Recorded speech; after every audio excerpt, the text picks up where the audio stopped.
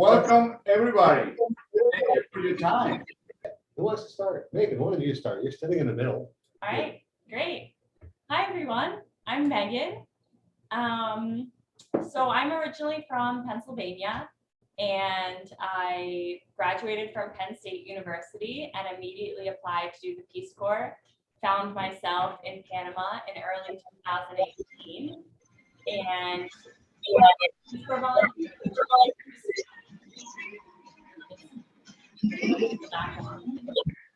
Dominic. Muting himself. Okay. We're just gonna mute you guys for now while we do introductions. Okay, so so I found myself in Panama and served as a Peace Corps volunteer for 2 years.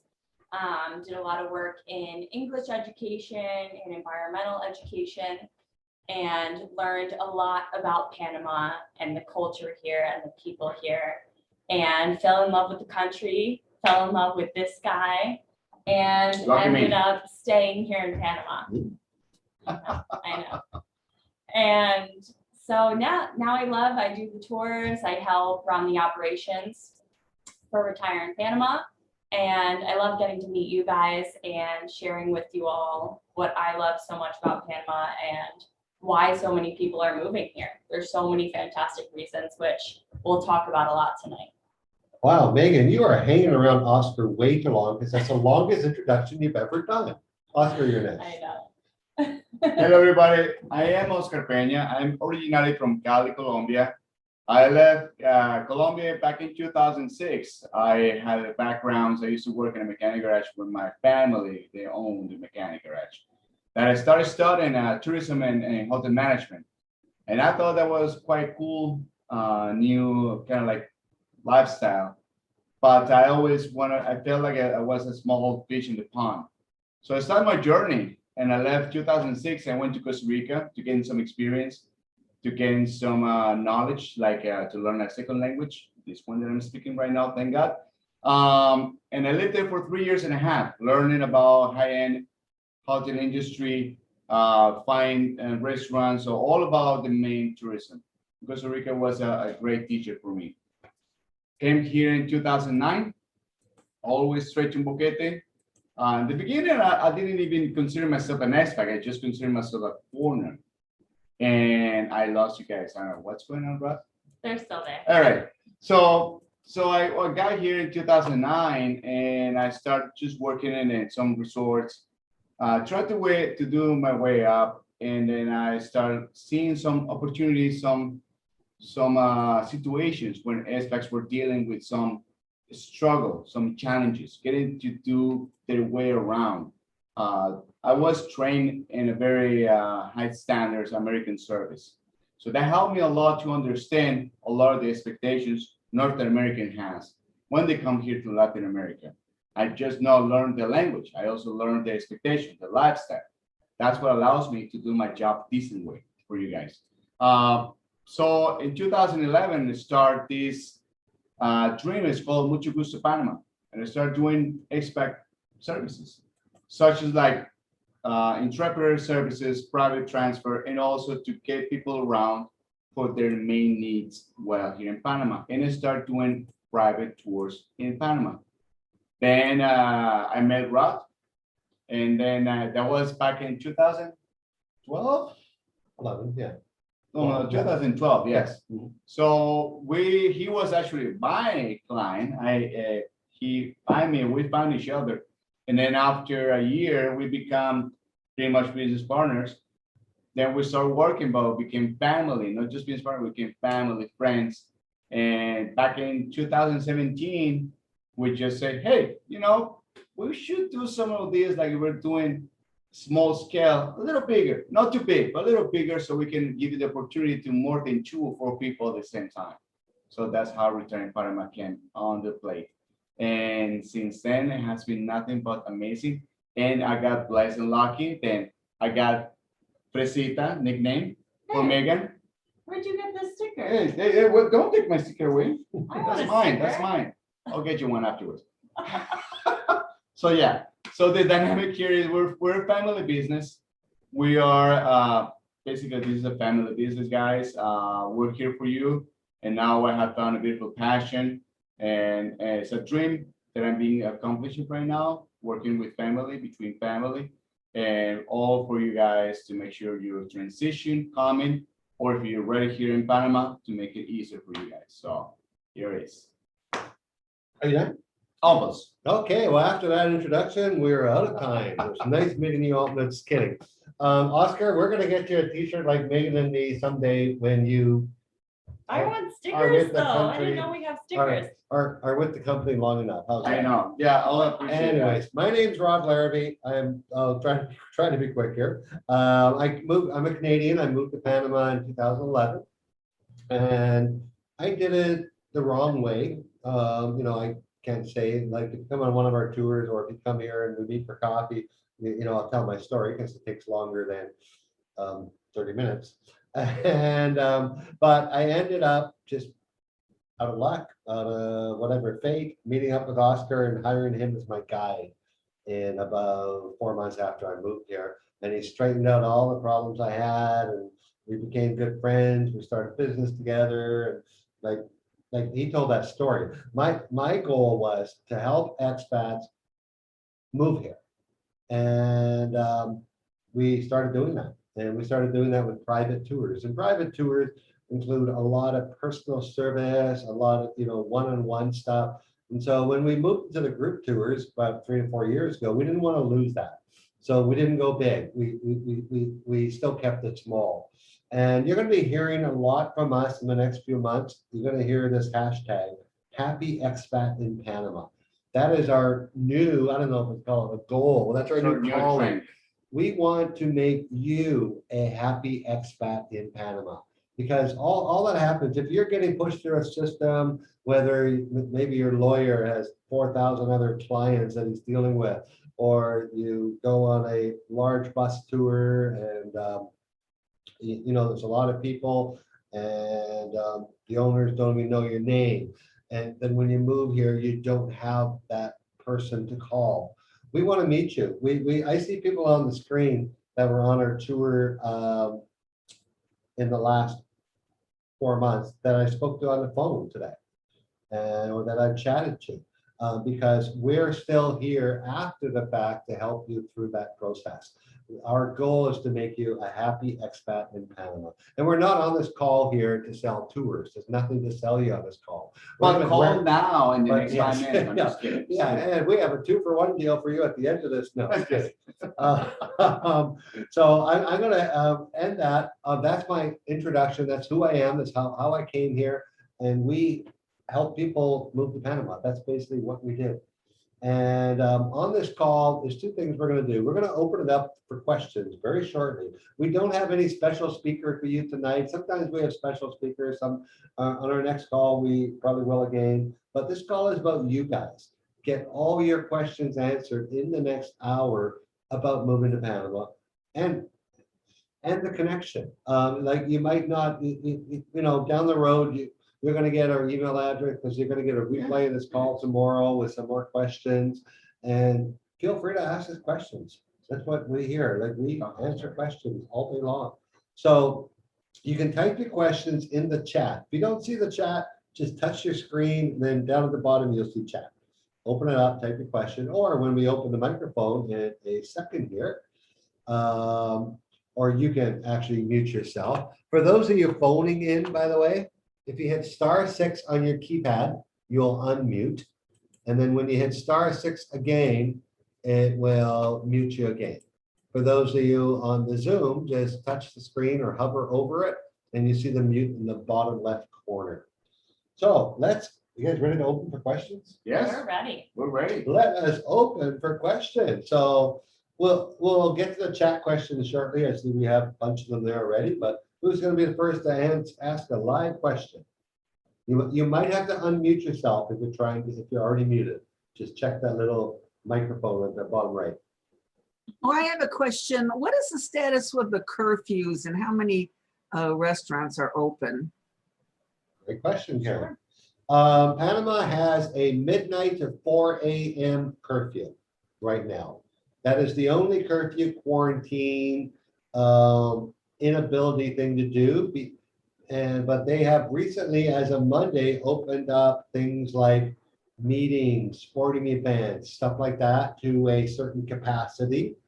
So they're really moving along there. Virtually all restaurants that want to be open are open right now. There are a few restaurants, unfortunately, that didn't make it through the pandemic, and Yes. as I'm sure in your country, it's the same thing. But there are new ones opening all the time, which Yeah. is exciting too. A very good friend of Oscar's and mine opened up a restaurant in Panama City last week. We're so excited for him. Yes. And, so, There are capacity limits, but there's never been lines when we go to the restaurants. Yeah. It's Yeah. always good to make a reservation, but yeah, the restaurants are at 50% capacity, but most of them have redesigned their seating that you don't even notice it anymore. Yes. And it's Exactly. actually much better. It's less crowded. You're not sitting at a table with the guy behind you. Every time he gets up, he's banging against your chair, like, typically in restaurants. So I'm actually enjoying the social distancing thing. I'm kind of an extrovert myself. So, keep your 6 feet is my thing. introvert. Yeah, Yeah. sorry, introvert. Yeah. So, yeah. Yeah. So basically, Karen, no more curfews unless you're a party or stay up after midnight every night at the bars. No? Okay, who's got the next question? We had a hand raised from Whoa, Brad Brad. Watkins. It's also- Good evening. Can you all hear me? Yes, we Yes, can. sir. I wanted to ask, by the way, I just got back from Boquete 2 weeks ago and it was fantastic. I will tell you, for anybody that's on board, when we came back to the United States, it made me sick to my stomach the way that the country takes care of COVID. In Boquete, every store, every shop, every restaurant, any place you go, they take your temperature and sanitize your hands when you walk in. And then you come back here and in Texas now, you can't even find hand sanitizer in places. So kudos to Panama for that. But my main question is, we're moving down June 4th, and I've heard conflicting stories on what you need to do to leave the country when you don't have a visa. I've heard that you have to leave every 6 months for 30 days, or I've heard if you leave before 6 months, you only have to be gone 72 hours. Can you clarify that? That is the gray area. The law stipulates, there is a law which you will find in writing on the Panama website that you can translate, that if you stay 180 days, you must leave the country for 30 days, okay? Yes. This law actually states you must go back to your passport holding country, but they don't enforce that. You must go somewhere for 30 days. Well, it has to be Now- international. Yeah, like, exactly. From airport. Now, there are some people, which I've never seen the official document, and I've looked hard for it and no one's produced it, say that if you stay less than 5 months, you only have to leave 72 hours.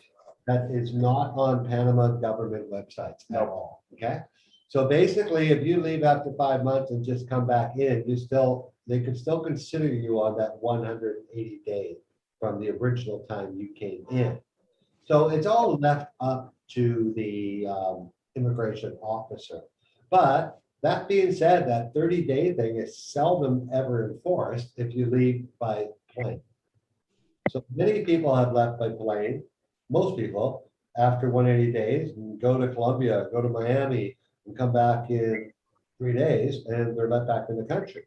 But if immigration sees you doing that over and over again, then it becomes a problem. Yes. This law was mostly set up for people living here that were illegal. Yes. Venezuelans, Caribbeaners, people that were trying to start a new life here, that they were overstaying their visa, going to Costa Rica, across the border, buying off a border guard for $5 to put a stamp on their visa and come back. A way So- to cut down on the border runs. Yeah. Yes. Yeah, so that Costa Rican thing does not work anymore. You cannot cross the border for Costa Rica. But what we tell people, don't play with that, because you might get a ban on entering Panama if the immigration officer says you try to come back in the country before your 30 days. So stay at 180. Don't play the 5-month game, doesn't work. The biggest problem you'll have here if you drive, you can't drive after 90 days. So a lot of people leave every 90 days and then go to Miami for the weekend and come back, and then really your visa never expires. Yes. Yeah, so your US driver's license would be invalid after 90 days Yeah. of your 180 tourist stint. You know, most people have not had a problem entering, re-entering after one tourist stint and then doing it again. But like Rod said, if it's over and over again, you would want to be careful. Another thing to know is that when you come in as a tourist, they're gonna want to see your flight out of the country. So you'll have to have a ticket booked to show the agent at the airport that you have a flight booked out of the country.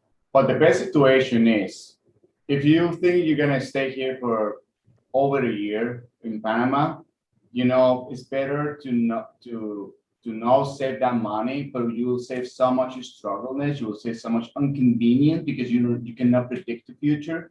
Just get the residency. Panama has one of the best, if not the best in this continent, plan for immigration laws or for get the residency. So, you know, it's very affordable. This country really is the most affordable and easiest to get residency in this continent. When you're looking at $2,500 for a pensionado, $5,000 for a friendly nations, Yes, and it could be done in 4 to 5 months. yeah, And and like you could come to Panama and never leave yes. because you'll have your temporary residence which you can stay for a year.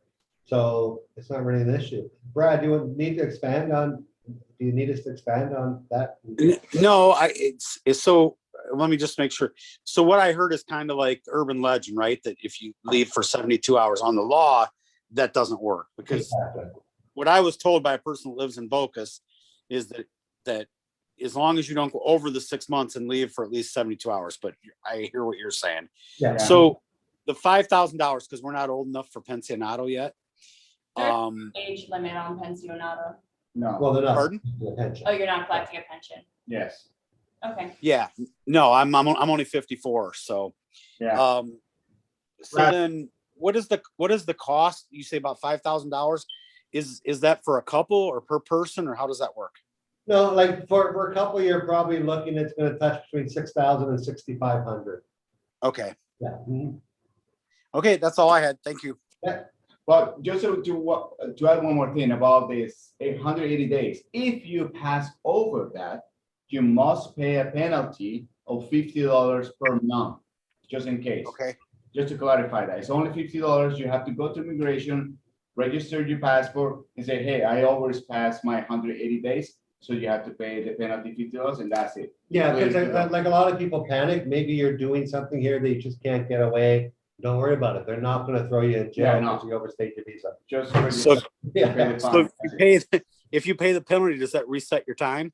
No. No, you no. still have to leave the country. Yeah, the best way to pay Okay. is pay that at the airport when you're leaving, actually. Okay, I have a question if you don't mind. So I'm like he was saying, I'm only 51, but I get a VA disability and I'm pulling $3,000 a month. Does that cover a pensionado? Yes, your VA benefits can be used for your pensionado visa. All right, thank you. Mr. Tom, Yes, we are going to be joining you in February on your tour, and we are planning to move in 2022. What should we do at this point or within the next 6 months? Should we go ahead after the tour and apply for our pensionado visas? And can you get them in advance before you actually move there? Well, technically, there's no point in that. The best thing to do, and once you come on the tour and you say, because this tour does not sell Panama. This tour lets you open your heart to Panama to let it decide on whether or not Panama is right for you. yes. So you finish the tour and yes, Panama's right. So then you decide on your move date. And then about 6 months before that move date is when you select the immigration attorney, which you will meet several on the tour. You'll meet the whole team here. And then you start the process of your criminal background checks, getting your social security letter, getting your new copy of your marriage certificate. And then when you land here, like the day you arrive, the next day you go visit the lawyer and start the process. And in 4 months, you'll be a permanent resident. Okay. One other question. I was doing some research on banks today, and HSBC used to be in the United States and in Panama, but it was purchased by the Colombian bank. Yes. Is that still a very transparent relationship? No, it's not, nothing to do with the US Bank. It's not even HSBC anymore. Okay, There are no US banks doing business with consumers in Panama. okay. So I have to do it all over in Panama and then do wire transfers back and forth. Exactly. Well, we'll introduce you to several banks in Panama that are open to opening bank accounts to US citizens.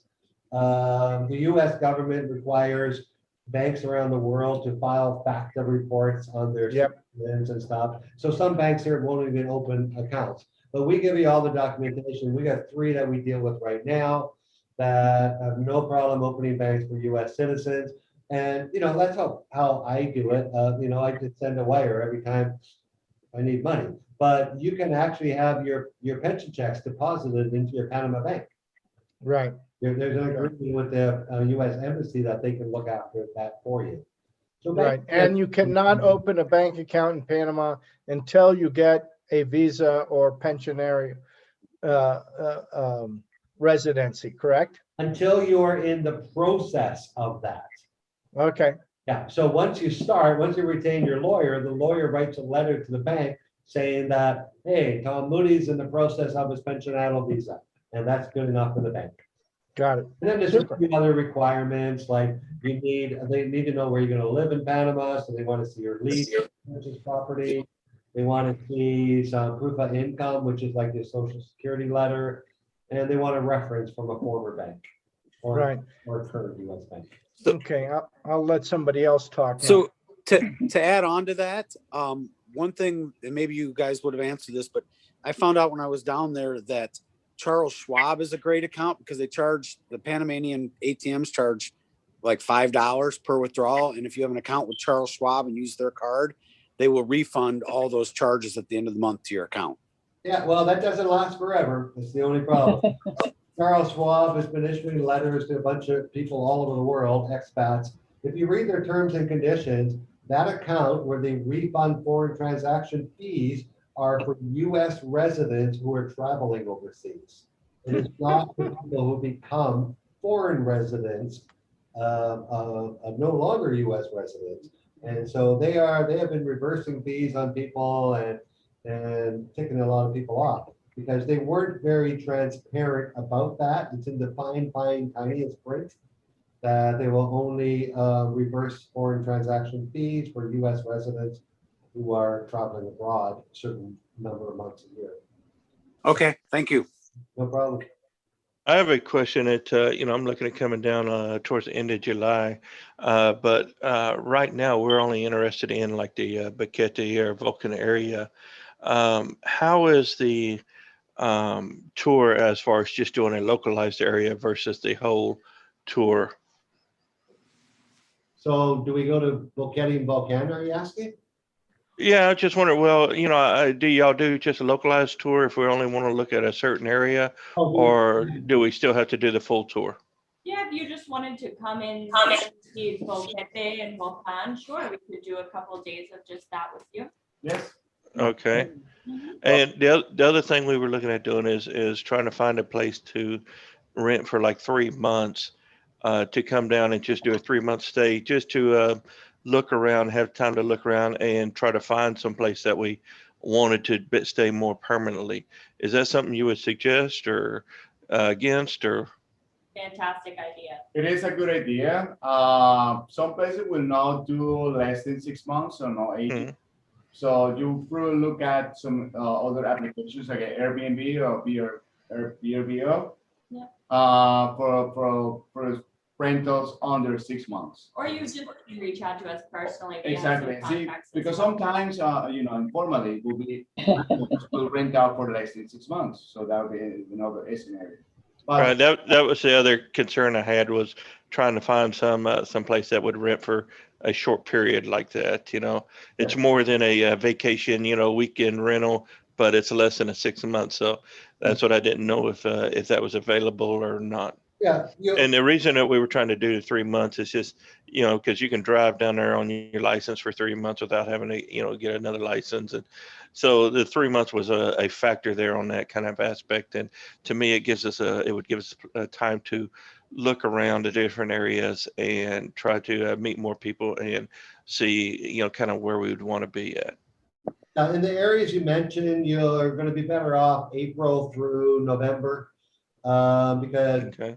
December through March is high season Yes. and most of the short-term rentals are taken, but Yes. many of them are sitting empty during April through October. And also, it's good for you to see the country in different and less perfect weather conditions. Like you want to be located during the rainy season, if that's something you like. Here, yeah. Because if you want to live here, you want to know how much rain we have. Well, rain, I don't mind. I love listening, sitting under a tin roof and listening to the rain. Yeah. I love that. So that was coming down then in July for a week or week and a half should be good as far as it's not the high season. But then, like if we want to stay 3 months, we want to probably wait till next year to do that. Then is what you're saying. Yeah, I mean, you can still, do this year. We're only May. But next year also will work. It's just about like, This far out, you Yeah. can find something whenever you'd like, yes. July and on from there. All right. Now, what about as far as like, when I come down for a week, as far as I don't have any credit cards. I have a debit card. That's it. So as far as like renting a car or doing anything like that, is there anybody that will take a debit card or cash, either one, or do I have to have a credit card? Well, there are some car rental places we can hook you up with that do cash. Most Yeah. of them want a credit card for it. Like, that's the biggest problem, would be a car rental place. And some of the, depending where you're staying with hotel, well, you're not staying in a hotel, so they shouldn't have an issue. But if they have Visa debit card, it works. Yeah, if you have a Visa debit card, it's fine. Yeah, that's what it is. It's a Visa debit card. So Yeah, you're fine. I don't think you're here. No, I'm intrigued by what you said about Charles Schwab, and I'm glad you mentioned that. So you're saying that Social Security can deposit Social Security checks into like multi-bank or some of those others there? Absolutely. Once you're down here and you make an appointment with the US Embassy and you bring all your paperwork to them and they set it up with the bank. So that it takes about 3 to 4 months. And then, but instead of your Social Security check going into a US bank, they'll now go into your Panamanian bank. And there's no extra fees for it. now I've seen posts where people are saying that the U.S. Embassy, they've been having a hard time trying to get appointments or trying to get into the U.S. Embassy Yeah. down there. Oh, Yeah. it's terrible right now, but most of the people here, if you're already here, I'm not sure who asked that question. I couldn't see. It was me that asked that. Oh, yeah, I'm not, yeah. Are you here already or are you coming here shortly? No, this is Karen. I'm coming shortly. Karen. Oh, this is Karen. Okay. Yes. And Forgive him, Karen, forgive him. I'm screening through multiple pages of Oh, yeah. to find the yellow light of who's talking, and I didn't hear you. I'm hoping by November the U.S. Embassy is fully staffed and opened again. Right now, you got to make appointments, and on their calendar it's very difficult to get an appointment. But pre-COVID, you could just walk in the front door and get it done. Yes. We do know people who have had appointments there recently, Yeah. successfully had their appointment. It's just about Just to hard get to into the get in. website and get the appointment. That's Yeah, it. exactly. Okay. You gotta look a little bit further out. Okay.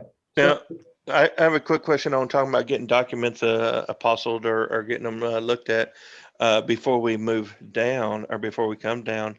I'm in Houston. Can I go to the Panama Embassy here, or do I have to go to the one up in DC? Because I've seen some people say you have to go to the one in DC. Depending on what you're getting done, I'm not going to answer stuff that your lawyer needs to answer for you. Okay. It's getting an apostle that can be done at a consulate. There is no embassy in Houston. Oh, okay. The actual embassy, there's only one embassy in the U.S., and that's in Washington, D.C. Okay. All the other ones are consulates, but I know the Houston one does. I get stuff like pet importation and other documents, apostle at Houston, and it's not an issue. But still confirm that with your lawyer when you're going through your residency, where they want you to get that done. Okay, thank you. And by the way, hi, Mindy. Oh, hey, Mindy. We're scrolling through pages. Yeah, I'm on mute. Hey, how you guys doing? we are Hi, doing Mindy. wonderful. Unbelievable. Nice to see you. I'll see you next month. Yes, next month, yay. Mindy Can't is wait to she's welcome moving you to back. Boquete next month. We just exposed you, Mindy. Not moving, getting the stuff going. She's starting the process, we should say. Yeah. I got a 3-bedroom house to deal with and 3 pets, and yeah, it's gonna take a while. Great. Okay. We got any more live questions before we get to the multitude of chat questions that we have to answer here? We've had some. I do have one. I do want to confirm one thing. Guys, can you hear me? Yes. My question is, and I want to make sure I understood it correctly. If I come down and rent a car, I have 90 days. If I leave the country, say for 2 months and come back, I can still rent a car even if I've started the process of applying for a visa? As long as you don't have your temporary visa yet. If you have your temporary visa, you need a Panama driver's license. Okay. So the best thing to do in that 3 months is every day you log on to the, like I can show you where it is. You log on to the US Embassy and you find an appointment for the day that you arrive in Panama City and you get your US license authenticated, then you can get your driver's license right away. Perfect. I'll ask you for that. That'll be a few months from June. So thank you. Thank you very much, Rod. I just want to make sure I understood. I want to mention that my attorney just, Ms. Lourdes Mhm. Miranda, she told me that they're just totally booked up for months. Oh, Yep.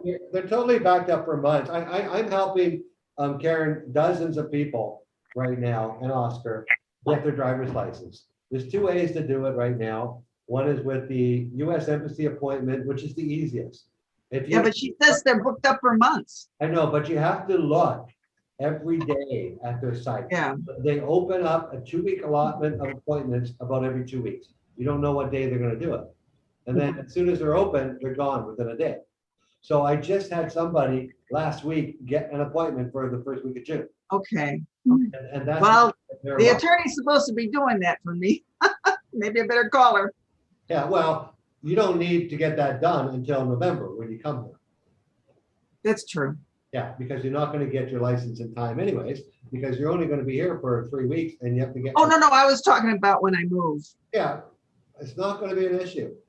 All right, thank you. Yeah, we're gonna. look Hi, at it Then, you don't worry. about it. hi. I don't know if you could hear me. Oh, can we ever? Hi, this is Steve. I just see him talking. Oh, Hi, Steve. Hi. So my wife Hillary and I are excited. We're coming next month. yes, you are. Yeah, and we had a question. Essentially, as far as areas that we're interested in, we really love the mountains, but we also like to have access to the beach. So one of the areas after we spend the week tour, we already rented an Airbnb for 3 days in Boquete. And what we were thinking is, we were thinking maybe getting a hotel in Boca de Toros. But then we thought, you know what, if we're only going to be there for 2 weeks, that we should choose a second place that's also got the mountain kind of feel with the cooler temperatures, but has quicker access to beaches, and preferably one that you could do snorkeling or scuba diving at. And we were wondering whether or not you had any suggestions. And the second part of the question is, should we rent an Airbnb there now, or should we wait until we get there, since we're going to be there in less than a month? Oscar, what do you suggest? After tour, snorkeling, scuba diving, besides Boca stuff, or? I will say do it after the tour, Yeah, but because one place besides Bocas. besides Bocas, I mean, the thing is, a lot of people say, oh, Boquete, but why Boquete? But the thing is, Boquete is up in the mountains, it's cooler weather. And yet you can go from Boquete to Boca Chica in an hour and a half. From there, you take a boat ride to the Paridas Islands where you can do scuba diving and you can do snorkeling. Beautiful there. And it's beautiful. You Yeah, can go once to it the works. islands with a white sand beach. So you cannot get that in Santa Fe, Veraguas. You cannot get that in Valle de Anton. You cannot get that in Altos de Maria. So the closest to have the lifestyle is Boquete. And you cannot get that in Volcan because will be 3 hours from Volcan to Boca Chica. So what do you think? After their tour in June, they go to Bocas for a few days, come back, and then go to Boca Chica for a week. Yeah, Yep. and you can see both the Caribbean side and the Pacific side that Boquete has to offer. What do you think of that, Steve? It's a very Yeah. active location. So you say Boca Chica, so in other words, I could look into either Airbnbs or hotels in Boca Chica to spend the last 3 days of our trip? Is that what you're Yep. suggesting? Sure. Yeah, Boca Chica is a good spot and you can, And all you do is we do that bead and you rent a car in David for 3 days and Yes. you drive to Boca Chica. It's an hour. yeah, Oh, okay, so Boca Chica is relatively close then to Boquete, it sounds like. Yeah, hour and a half. I want to have tops. Yeah. Tops. Okay, but I'm just trying, I'll have to look at a map, but it sounds like either whether you're in Boca Chica or Boquete, you still have about the same traveling distance to a beach. But what I was thinking, are there other areas on different parts of the country where, again, you're in a mountainous area, but you can drive less than an hour and a half to get to a beach? Not for snorkeling and scuba diving. No, Okay, that is it, for sure. okay, what about without snorkeling and scuba diving? Then yeah, absolutely, Valle de Anton, some mountainous areas near the city, even Santa Fe, Veraguas, you could be, you're It's close. still an hour and a half. It's Yeah. pretty far still, but Valley de Andon is 45 minutes from Coronado. Okay, Your option. Yeah. so since we're getting there in a few weeks, it sounds like since we've already made plans for Boquete, that while we're there, we could make a decision, say, well, we want to go to Boca Chica and see what's available since it's not the high season. Does that make sense, or should we book something now? I think in June, you shouldn't have a problem finding a place to stay in No, Boca in Chica. June, you should not be a problem because, friend, especially with this year, I mean, we're having a lot of vacancy due lacking of tourism. Oh, we didn't even have a high season this year. Exactly. because of COVID, So, and yeah, you'll be fine. but Okay, I've been emailing with you, Steve, so if you are looking for any recommendations, if you want to see what's available, I can send you some hotels and Airbnbs. Yes. It's all about like, what's gonna be your budget, what kind of experience you wanna have, and we'll give you the best suggestions for Boca Chica. great. Okay, we'll shoot you an email then. Great. Awesome. Thank you. Hey, guys, we're gonna take a quick break from live questions because we have about 50 in the chat. Megan's gonna bring up the big ones. Yeah. And we're gonna answer some of those. So I got you guys on mute for now, if you don't mind. We're gonna open up the line again in about 5-10 minutes for live questions. First one. So our first one that we had was, is Albrook an area of Panama City that is safe to stay? Oscar, can you tell us a little bit about Albrook area? Albrook area is, in my opinion, is a safe area. It's close to the airport, it's close to the mall. A lot of transit of police because it's close to the canal zone. So Albrook is very safe. It's a lot of police and you can walk by. The only thing in Albrook is for you walking from, I would say from Diablo to the airport. The only thing you have to be worried about is the traffic. Traffic. But That's right north of That's a Albrook, pedestrian. like very north of Albrook, is the Clayton area, which is Yeah. a very beautiful Yeah, 1960s, 1970 architecture residential neighborhood. yeah, and Very from, nice from area. Albrook, the connection, another area is called Clayton. Clayton, it's the old Oh, US oh, bases yes. and stuff. Beautiful, It's a beautiful, gorgeous, yeah. safe area. Yeah. So, yeah, you're good in Thanks, Albrook. guys. All right, so Zion Coran says, what is the COVID situation currently in Panama? Also, what is the state of vaccinations? Okay, here's the current COVID situation. Rod's a numbers guy. I study these all the time. Per population, we have one active case, Our numbers are 0.001% of the population is infected with COVID. The United States is 0.002. So we have 20 times less infected people per population than the US has right now. And those numbers, you can go right to Worldometers or COVIDfacts.info, I think it's called. And I gathered all the numbers and they're all identical. So our infection is low. Our average positivity rate of tests is about 4%, which is excellent because all we do here in Panama is contact tracing. So they find a positive, they find the 20 people and everywhere he's been to. Just today, Oscar, this is an example. And someone mentioned about what they felt Panama was doing to fight COVID. I went to Mass Mobile to pick up a SIM card. And the entire store was closed down because, and then apparently I was talking to someone outside, an affected person who got tested yesterday and found positive. Their last stop was at that store. The store got closed. There was an entire cleaning crew in gear sanitizing the entire store so they could open the next day. And that's how they roll here. They clean, they contact trace. So we have very low numbers in Panama right now.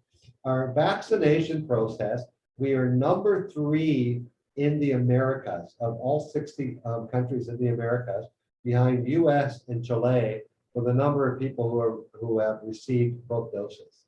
We're even ahead of Canada, and I'm sorry to say it's my home country, because Canada had this bright idea, let's just give one shot to everybody and see what happens.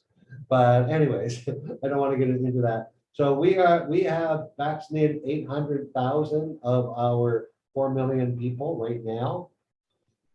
Cherokee is just started, and my name's on the list, but I don't expect my shots until July, but because I'm under 60. But starting this week on Friday, 60 and over in this province. They're already done in Panama province, which is the big one. There is no mandatory vaccine here, but they're estimating about 85% of the population want the vaccination. So I don't know if you guys, oh yeah, who asked that question? Zion? Zion, yeah. So Zion, that's basically where we are with COVID and where we are in our vaccination. Great. All right, let's see what other questions we've got here.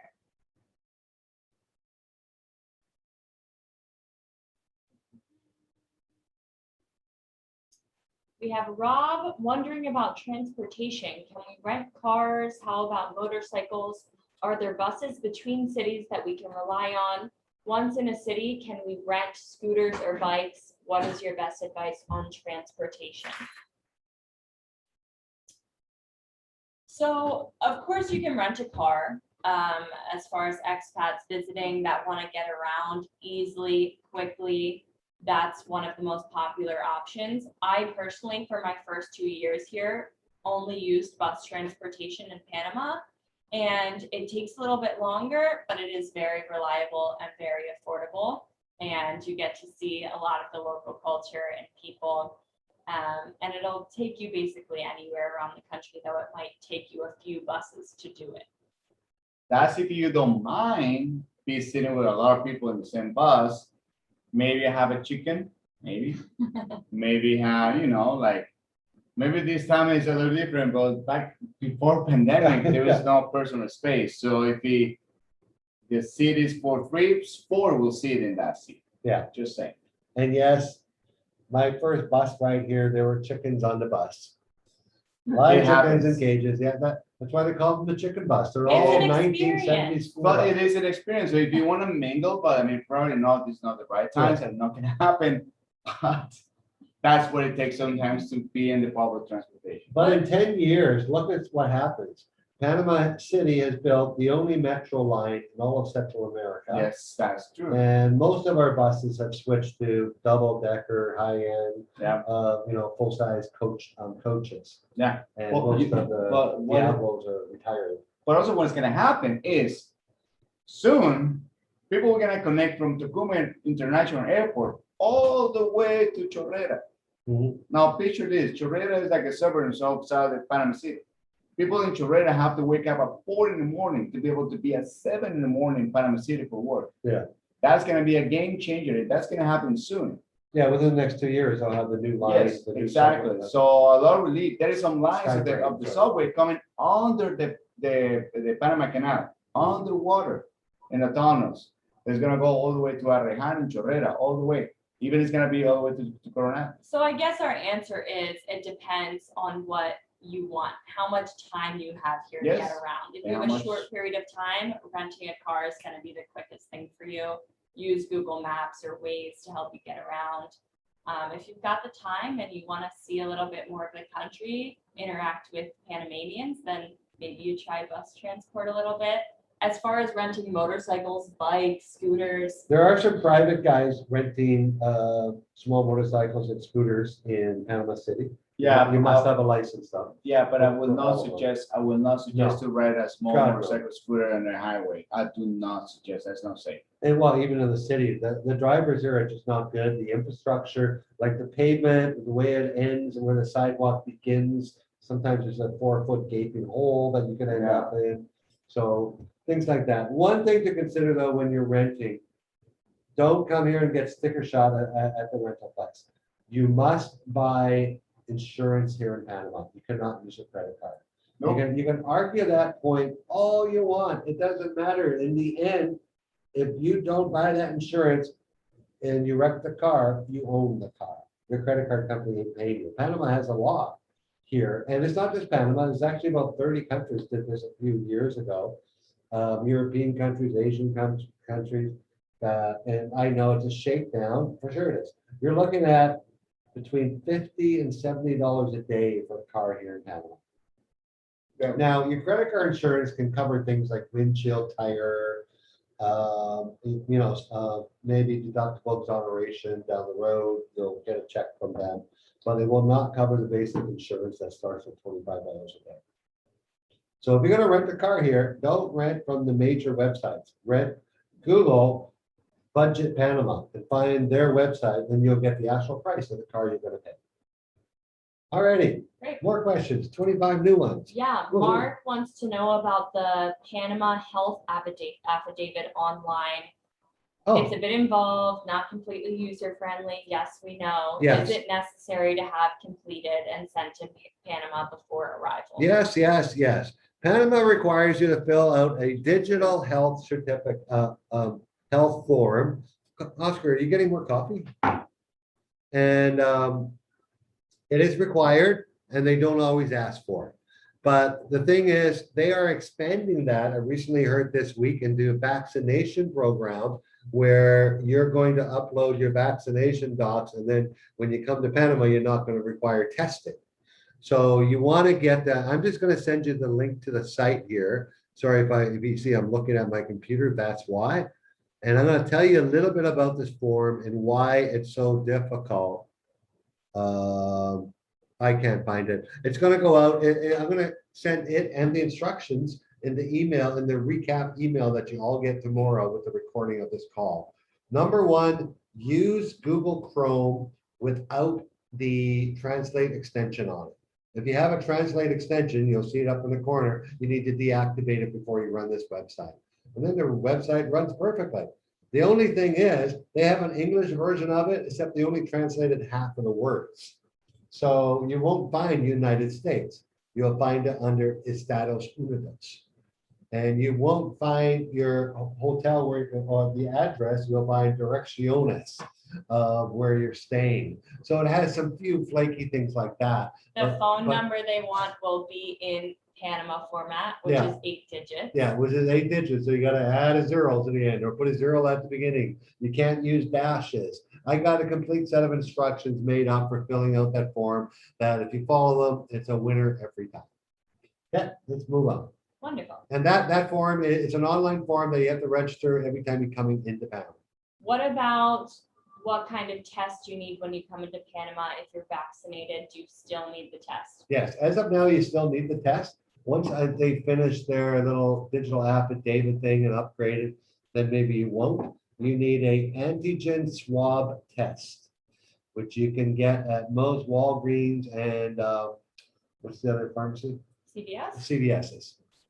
Yeah, and you can get the result in 1 to 4 hours from those places in most US states right now. Rich would like to know if we know if the home self-test is acceptable. That's a good question.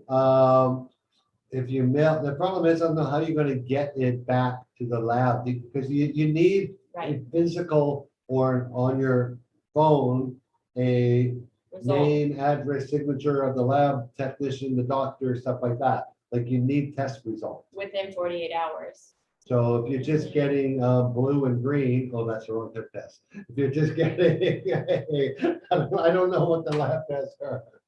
Yeah. So if you're just getting a negative, a yes or a no, I doubt that. You need a document from the clinic. that Better off print the says You're results, negative. print the results or screenshots. That's the best way. If you can print it, bring it. Yeah. All right. I think we've got a quick answer here for Philip. If we get our pensionado visas, do we need to spend any minimum time per year in Panama to preserve that status?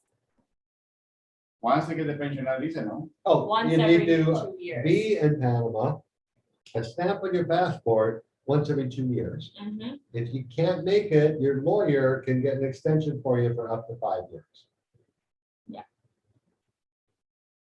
Exactly. That's why Panama is one of the best countries in the world for a second residency for people who are, looking at, prepper stuff, Easy peasy. Yeah. Great. So Michelle would like to know, is it possible to apply for a friendly nations visa while they're on your tourist visa? I think that's the Oh, yeah. only way. Yeah, that's the only way. Like you arrive here and you have 180 days. You go visit a lawyer in the first week and make sure do not pick, I always rant on this on every show we do. Don't go to Facebook and say, hey, who do you recommend for a lawyer? That person recommending has used them once. Yeah. They've had one experience. Go find, I'm not going to say just use our recommendation, but use someone that knows this lawyer who has done 100 visas. At And least. has been 1,000 and has been successful every time. That's the referral you need if you want to get it done. Because I know people that have taken 2 years to get a visa because of a bad lawyer. So you got to find a good lawyer. And then once you start the process, you should have your permanent card in 4 to 5 months. So it's within your 180 days. How long it took you to get a permanent residency? Megan went through it recently. Yeah, I just went back to the States for a week, got my paperwork together, came back, applied, and it's a little bit slower right now because they're still getting fully back up and running after COVID. But in 5 months, I just got my permanent residency card, and it's the same lawyer we all use, the same lawyer that all of our guests that come on our tours use. And But you do get your temporary one within 3 weeks, Right. and that's good for a year. So normally in the normal times with a lawyer, you get in 3 months. Your permanent 3 to residency. 4 months, yeah. 4 months tops. and quick question from Dominique: once you have your temporary pensionado visa, can you leave the country and come back? Yes, you pay an extra $50 and you get a multiple entry visa stamp put in your passport.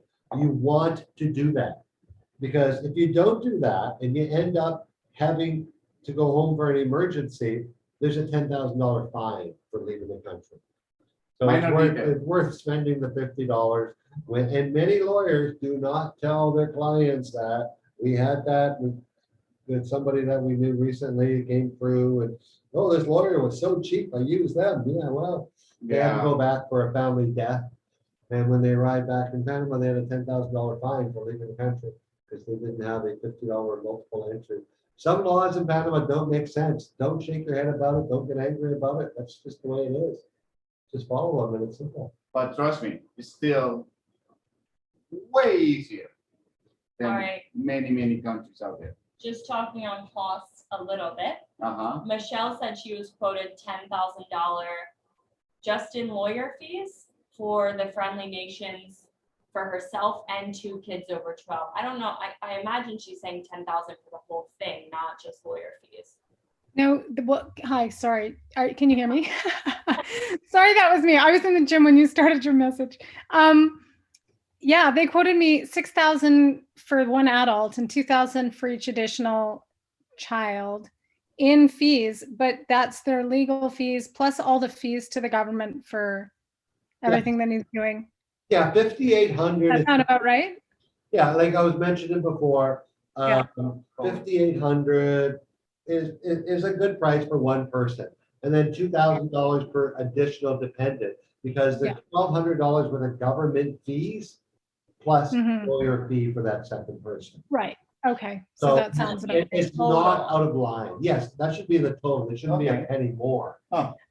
But they also said so, and I was just typing it in the chat. I'll just ask you real quick. And the reason why I asked about can you apply for it once you're there on a tourist visa was because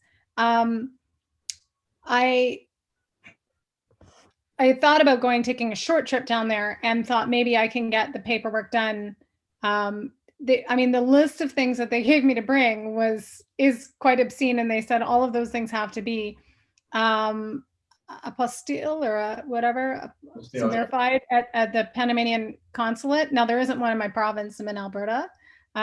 So they gave me some alternative method to verify all this paperwork, criminal record check, birth certificates for all of us, bank records, all of these things, tax returns, all the things that they want. So if I know what all those things are, do I just bring them with me when I'm going there and then start the process there? Is that like the easiest way to do it? First of all, you got to make sure timeline is right, Michelle, because if any documents get more than 6 months old, they're useless. You have to start the whole process again. Right. So right now in Canada, you're looking at almost 2 months to get your RCMP background check. Right. From what I've been told by Canadians. Okay. So then you need to you need your proof of income, obviously, the last 2 years of your T4s. You need your birth certificate, including your, is it just you and the 2 kids? It is just me and 2 kids plus a death certificate. So oh yeah, okay. And the birth certificates and stuff like that to prove the relationship between you and them. Are they asking for anything else besides tax records, birth certificates, and criminal background checks? I want to say that was there was a bank letter from my bank. Yes, to open a bank account, you need a letter. And proof of address or like a utility bill or something. Bill, yeah, always good to have that stuff. And then you get all that stuff to the Vancouver consulate, who will authenticate it all. They usually charge $30 per document. But so do I have to be there in person to do that? No, you can overnight them to them. But okay. So the Vancouver consulate works from 9 to 1 every day, I believe it is. Okay. And I just send original documents to them and that's the end of it. The original, right? So I have to order extra copies of the original documents. No, you make copies of all the documents before you send them, but use a good courier service to overnight them, obviously. Put a return envelope in so they can send it back to you. Oh, okay, because I was told that the originals don't get sent back. I was like, oh, okay. Remember, I'll get new ones. they're actually authenticating the originals, so that's what you want to bring with you to Panama. Right. Mhm. Okay. All they're doing is putting stamps on it. See, like a lot of people get confused with this apostle and authentication. Everyone knows what a notary is. Mm-hmm. A notary is only good on a national level. So a Canadian notary doesn't work with a U.S. notary or a Panama notary. Apostle is an international organization. So when something is apostle in one country, it's accepted in another country. So that's what they're doing. They're basically apostling the documents. So they're looking at them because they're in Panama and they're in Canada and they know what a Canadian birth certificate, and they're looking at it. Yes, this is a real birth certificate stamp. And that's what the Panama government wants their Panama people to do. Right. Okay. Mm-hmm. So I think your price isn't outrageous as long as that's an all-in everything stamps, and you gotta watch out these lawyers that come in at the end. Oh yeah, you owe it another $2,000 for photocopying stamps and translation. No, it included like translation of everything. It included all the fees. It included everything except for work permits, like was extra. The cedula was extra. Yeah. Yeah, so you're 9,800. So you're about right. Yeah. Plus you got to do the deposit into the bank account, which will be $9,000 for you. Right. Yeah. Mhm. But then once you get the letter from the bank here that says that you have that amount in there, you can use. Then the you can money use that freely. money. Yeah, they don't freeze that money from you. Yeah. Mhm. Okay, wonderful. Thank you for your answers. I'm gonna mute Absolutely. myself. soon. Anytime, Michelle, like I've been through this, I help Canadians through this all the time. As you know, I'm Canadian. If you need a hand, send us an email. I can help you out. It is free of us to help. Don't worry. All right, similarly, we had from Richard, what's the cost for a pensionado and how much are the lawyer fees per adult? Well, it's not a per adult quite thing, but on the pensionado for it's of $1,700, 15 to 17 to 1,900 is what most lawyers will tell you that their fees are. A pensionado all in for a couple is about $2,900. The reason I was asking about per adult is it will be me and my mother coming down, so we're not a couple. So you're looking at about $2,300 to $2,400 per person. All right, and that includes government fees, lawyer fees, or Everything. Like that should be the total that you're paying if it's going out for quotes. So, okay, and then you have what, 5,000 into a bank account per adult? Nope, you do not need that for pensionado. You don't even need a bank account. Okay, for pensionado, we don't need that. All right, thank you very much. No problem. Let's take our question from Tom really quick. Okay, You guys can unmute. Tom needs to unmute first. Mhm. Tom, you're muted. It has to unmute the pop on screen. We cannot hear you. You're still mute. Gotta unmute yourself. There we go. How do we get our dog down there? And I know those laws have recently changed. I understand there's services that actually handle the quarantining and everything. Sure, Yes. I don't think it's actually the laws that have changed, it's the airports or the Yeah. airlines that have changed rules. Yeah, there's not, the services are outrageous. We provide this service. I'm not here to sell you on it. I'm gonna tell you what it is. Because I had one of my clients who is using us get a quote of $5,000 to ship their dog there. And I said, are they flying in a private jet? This is ridiculous. Yeah. It's not. You can do it yourself, Tom, if you want. It's not that difficult. And Right. no quarantine. It's a home quarantine. It's a form you fill out and $130 in cash you hand to some dude at the Panama airport, and your dog's free to go. Just Yeah. don't let him outside of the yard for 45 days.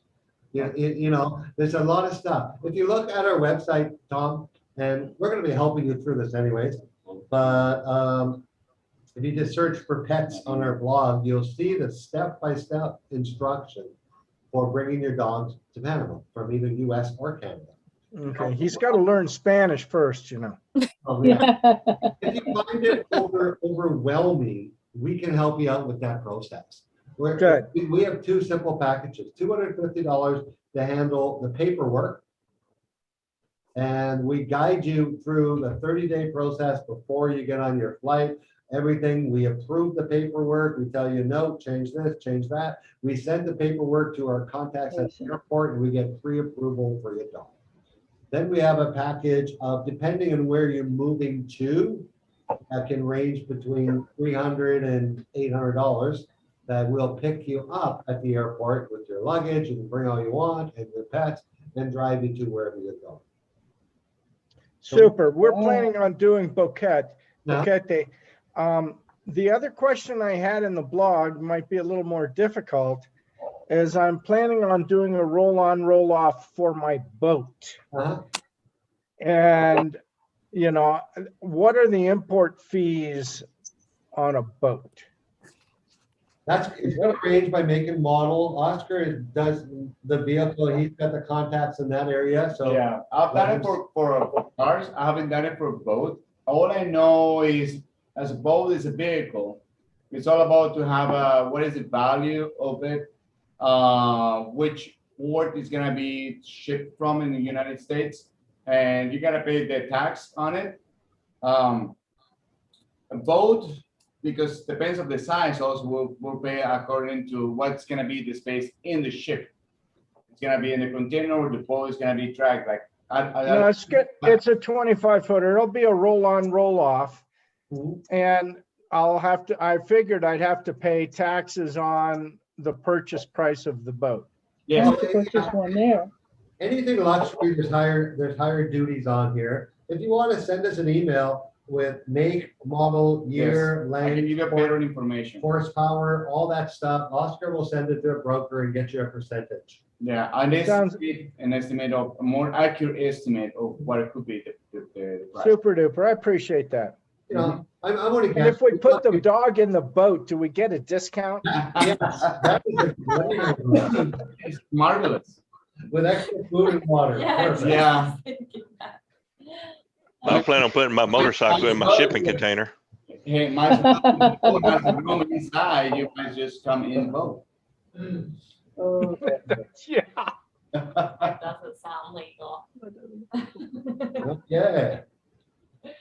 Next question, Megan. Yes, okay.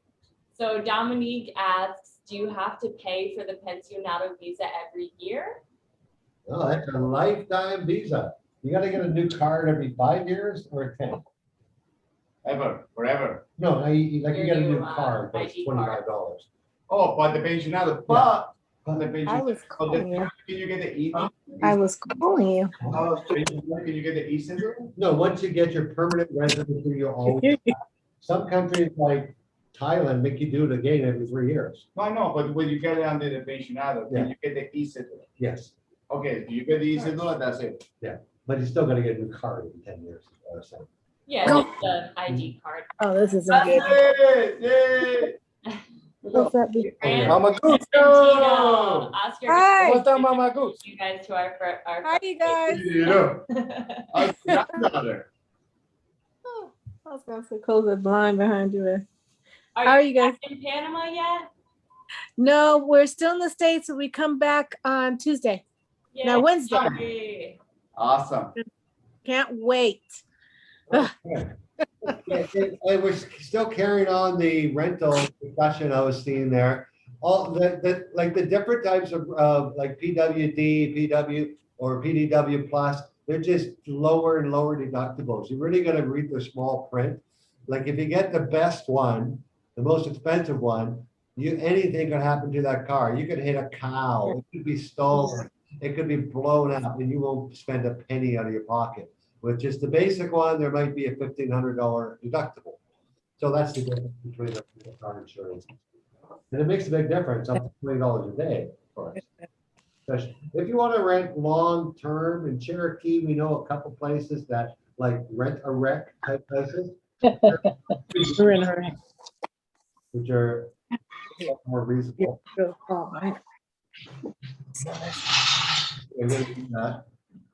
Do we have any insight on when we'll be able to enter the country with just a vaccine and no test? No, like that gets asked over and over again. The health minister introduced updates to the Panama digital program where people, foreigners are going to be able to register their vaccination card with all their details.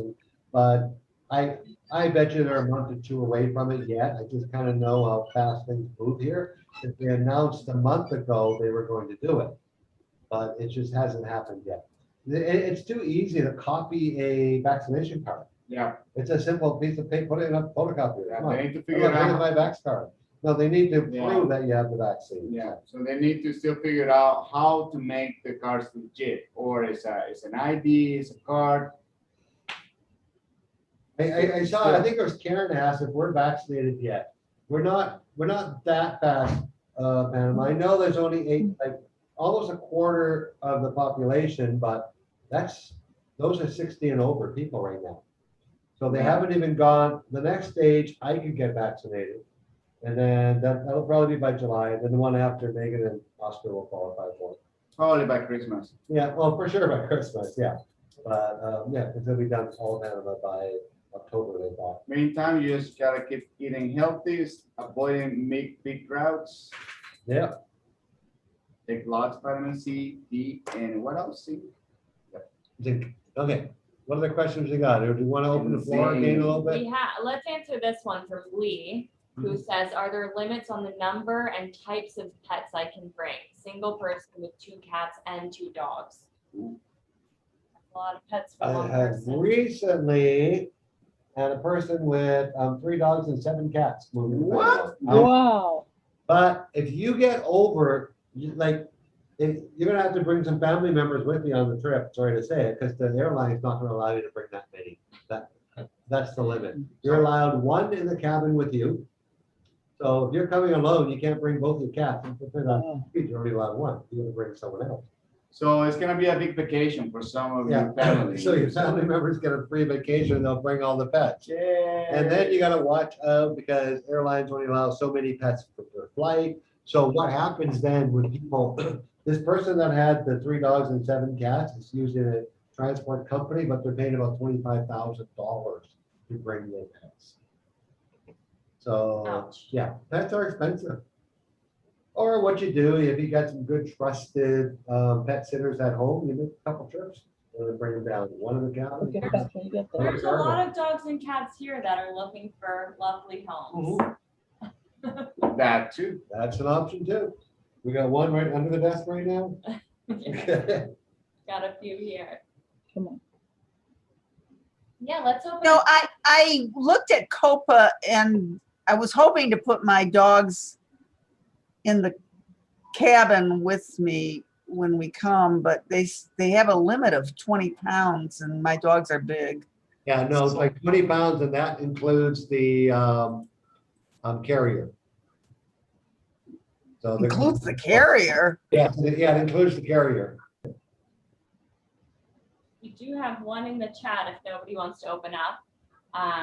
Tanya asks, if you purchase property in Panama, does that open you up to visa options? Yes. Okay. Whoever it is, stop it. A couple things, you can get a cheaper friendly nation visa if you purchase property of $100,000 or more, because you don't have to buy a corporation. If your property is 300,000 or more, you can come in on it's not called the real estate investors visa. Do you guys remember the name? Something like that. It's a new visa that if you purchase property of 300,000 or more, you basically get permanent residency for free. I think it's $1,000 or something like that. So, yeah, so there are lots of options there. Linda. Steve, will you be receiving a recommended packing list? Steve, before the tour, a week before, we're going to be doing a live Zoom call with just the group. And we're going to tell you what to bring, what not to bring, what you're going to need, what you're not going to need. I also just sent out an email today with some tour details Nice. to our June group. So you'll have some more packing details in there. Pack light, you got to carry it around the entire country for 7 days. All right. It's also warm. You don't need that many clothes. That's right.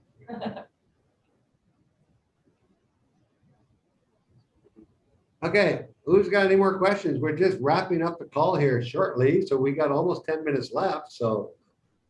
Got a quick question for you. Sure, Dom. There's several What did you major do? companies that do health insurance worldwide. Do you suggest, we're going to be doing a lot of traveling and we're making Panama our base. I don't remember the names of them right now, but do you suggest that as health insurance versus trying to do something locally? Oh, 100%. You should have worldwide coverage if you're traveling worldwide. Worldwide health insurance is one of them. Excellent Insurance, Cigna is another. Big Right. Offers. I prefer worldwide medical myself. They're very well known. They pay their bills. They deal with some of the best hospitals all around the world and in Panama. I'm absolutely covered with them. There's also MAFRE, which Oscar uses. It's more focused on Latin America and stuff, but it's an excellent plan for him with his home country of Colombia. Covers them all across here. So Covers US with a higher deductible too. yeah. Yeah, you can choose a higher deductible worldwide to lower your rates if you're here mostly. because then your odds are, you know, play the odds a little bit. All you do is you get extra entrance in that destination for, you know, the amount. Yeah, you can't buy into the hype that coverage, excellent healthcare coverage everywhere is going to be cheap for you. It's not. It's going to cost you some money, and we don't hype things up or lie to you. We'll show you the truth. You know, when you're young, I'm 57, so I pay $158 a month for 100% coverage with no deductibles, and so that's good. But once I hit 60, that's going up to $250. Once I hit 60, Well, when you're paying a $1,200 a month in the States, yeah. everything is cheap. Everyone, well, the highest you're going to pay for a couple here is when you're 75, you could be close to $1,000 a month. Yeah. You know, but at that point, if you're traveling less, then you can reduce your coverage. You can go with something local and buy travel insurance. Right. You know, there's always different options than the healthcare. And that's why, like on our tours, we sit down with don't buy from the companies also.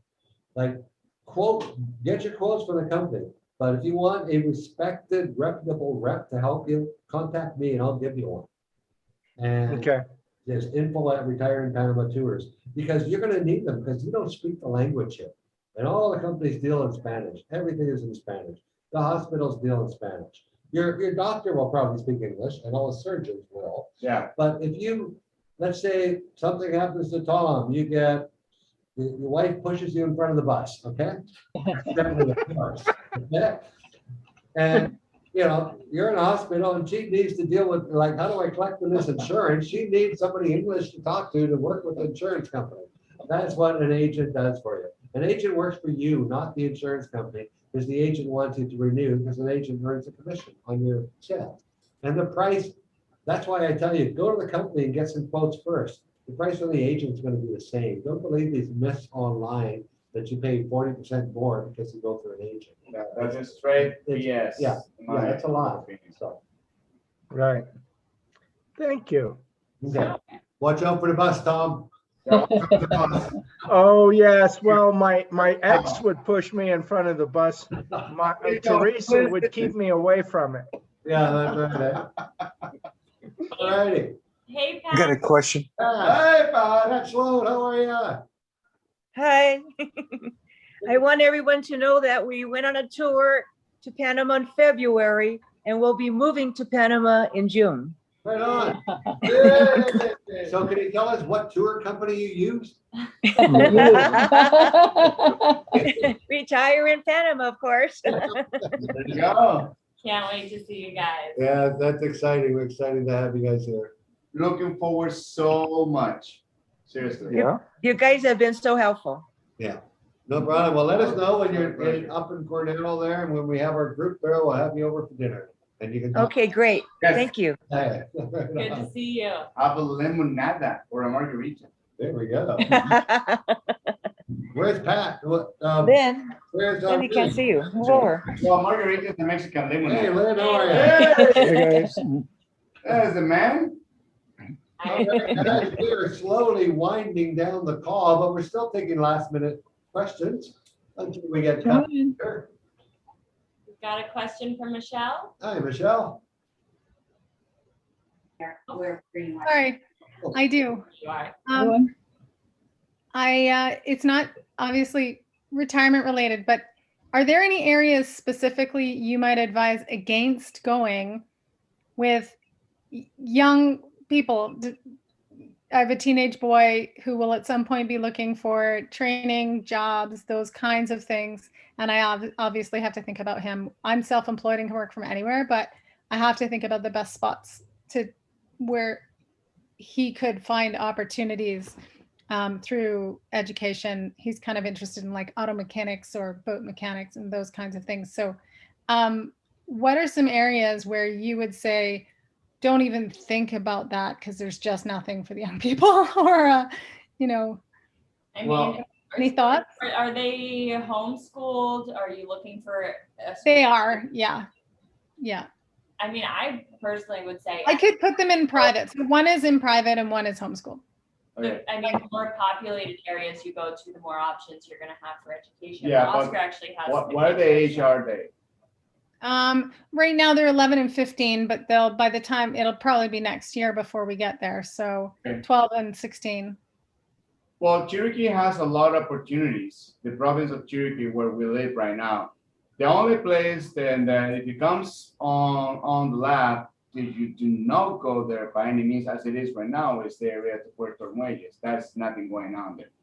The places like the Boquete, places like David, there is more opportunities for them for schooling, for mingling with other teenagers. Panama City as well. I would say areas like Coronado. Honestly, the best, I mean, Panama City and David City David, are gonna okay. have the most options for education. Yes. Makes sense. It is actually in Oxford, in David, and there is Oxford in I'm not wrong, Cambridge in Panama City. Yeah, Cambridge and all. So areas outside of Panama City, like Coronado, you know, you're only an hour, Yeah. hour and a half away from the city. Boquete, you're only 30 minutes away from David. Yeah. So if you want to like a lifestyle, chill, slow pass, it will be Cherokee, like Boquete or David versus Panama City. Okay. Thank you. I appreciate that. Yes, Sure. I have a question. yes, sir. On the real estate market in Boquete, is it a buyer's market? Is it a seller's market? I mean, it seems like a small town that I wonder how much is available there. Yeah, well, it's not as small as people think. Well, 25,000 people. It's definitely a buyer's market, has been here for 2 years. Like prices went up to about 2017, 2018, a bit of an overbuild. And that kind of switched the whole thing. And so, yeah, there's lots of, you're just before the pandemic hit, like March last year, there was about 2 years on the market for a house sale.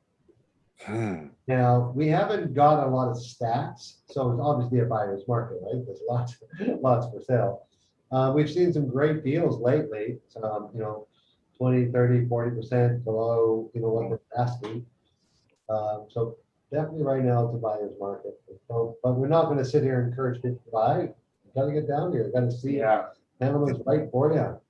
First, you gotta see if it's right for Rent you, it out. if it makes sense. Start shopping once you're here. Yep. They definitely get to know the market first. Yeah. Now, in the local newspaper there in Boquete, are there any news items of expats having trouble, or, you know, I guess I'm just wondering, I know there's a big expat community. I'm just wondering if there's any problems there with expats. Safety? Like what do you, like what type of problems? I just, you know, Well, they notice, you know, I mean, any sort of town, you're going to have news items and, you know, I guess I'm just wondering if there's any adverse news. What's the crime rate? Crime rate, that sort of thing. Oh, there's crime everywhere you go. We haven't had, definitely there's not a lot of crime in Boquete. And when there is, we had an expat murdered here a year and a half ago. That was the last big crime. But once the backstory came out, I'm not even going to talk about it on this call, what that person was involved in. So he was involved in some stuff that he shouldn't have been, and he got himself killed. Okay. So that's the type of crime we have here in the Right. expat community. Yeah. Like, or we had a wife kill her husband. Like it wasn't a bus. I don't know what it was. About No, 20 years ago. any murders But that as far happen, as we'll home hear for them invasions, for murders, no. years because they're not that common. Yeah. Yeah, it's like Oh, the they talk news about of the the year, brutality. literally. Yeah. But as far, I mean, petty crime happens. Yes. You definitely want to, you'll see people that have bars on Wanna their home here, Lock have up the security barbecue systems. tank. Yeah, or Yeah. the gas tank. If you live in an open, non-gated community, Yeah. and you have an area where everybody can see you have a gas tank or a barbecue, yeah, you want to put it in a chain. We rarely hear about, Yeah, any kind of like aggravated robbery or violent robbery, but petty theft. that if you left your house open, you Oh. left the door open and things went missing from your home? I never worry about locking my vehicle. Oscar borrowed my vehicle. He doesn't worry about locking it. He even left the key in it. So the thief stole the key. I don't know why. They didn't steal the vehicle. Yeah. They took the key. I read of like maybe 4 or 5 months ago that there was a man murdered in the Boquete area. Well, I think you're reading the news from a year and a half ago, the same one. It was an expat. He was Okay. involved in like. I thought it was 5 months ago, but maybe I'm wrong. I don't want to get into it in a live setting, but he was Yeah. involved in some underage stuff that he shouldn't have been involved in. And He was doing things that you should not be doing. yeah, exactly. That's, I will leave it at that. in that way. He was a single expat guy in the 60s and he's doing things he shouldn't have been doing. Yeah. With the people, definitely, yeah, so. Very unfortunate situation for sure. Yeah. Mhm.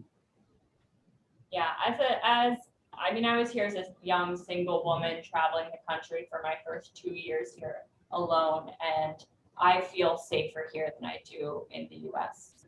Oh, Zoom is telling us our call is ending. Yeah, Oh, no. that's so true because, well, someone says you gotta be vigilant. It's so true. If you drive around in your Lexus and you're wearing a Rolex and gold chains and you're walking out of the bank with an envelope full of money and going home, Exactly, these are Come on. cash of Benjamins. Yeah, that's not gonna fly Like, out that much. you know, be vigilant. Just live like the locals do. You gotta be street smart, you gotta have the common sense, Well, anywhere you go. that's right. Okay, we gotta start ending this. Remember, happy expat in In Panama. Panama, yes, That's what we want to focus on this that's the year. We mojo. want to focus on you guys individually to help, because we don't like it to be unhappy expats here. And sometimes you do. It just happens that people move here for the wrong reasons, or they got, or they thought it was gonna be for them and they just sold everything and came down here and now they're not happy. We don't want to see that. We want to see happy expat in Panama. So we want to 100% thank you all for joining us. Oscar, what do you think about our wonderful guest that's stuck in? I cannot be more 40 happy to 40 empty see state right so there. many friendly faces, new faces. Thank you all for your time. Thank you all for the great energy tonight. I hope some of you, we cross paths rather during your tour or not. Here in Boquete, here's my face, Megan, Rod. You can find us very easy. We're no hiding, so yeah. Google us. We're here in Panama Tours. Give us a call. Search me on Facebook. She has a Facebook. I'm a public profile, so easy peasy to find me or to find us. Yeah, I hope to see all of you guys soon. Thanks for hanging out with us. Thank you, guys. Thank you. Looking Bye. forward to see you all soon, one way or another. Bye. See you guys later. Okay. Bye-bye.